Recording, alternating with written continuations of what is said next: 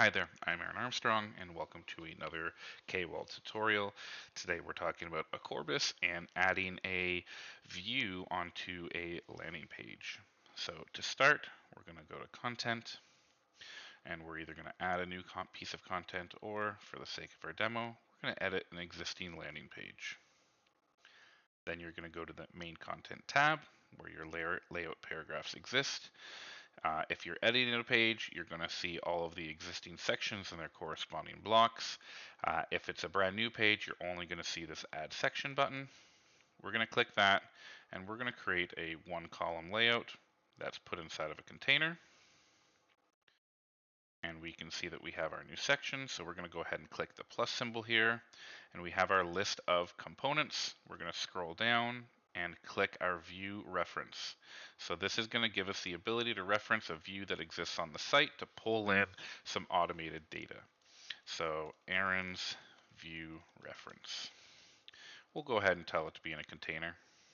And then we can open up this drop down here for the view reference, and this is where you get your different views that you can pull onto page. So a filtered listing view of articles or events would give the ability to filter and search. These featured events or articles is the ability to display the events or articles that are featured, and they get displayed in a different fashion. I'm going to go ahead and select newsroom and pull in all the news articles. I'm going to adjust the display and select what's available. If there are different display modes, they will display here, but this one only has the one.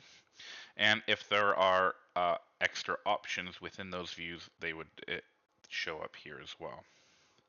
I'm going to click Save,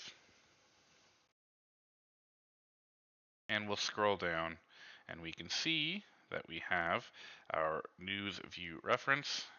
And if we save, let's go ahead and view the front end of it. But you can see how quickly you can reference a view, and that view is referencing different types of content, and depending on the view that you reference, it gives you the ability to search and filter different items within it. So you could filter by category, you could search, or you can reset the search, and this view will have Ajax enabled. It'll also have a pagination for it as well, but depends on the view that you're referencing. And that's it. That's as quick and easy to be able to add a view into a page wherever you see fit. Thank you.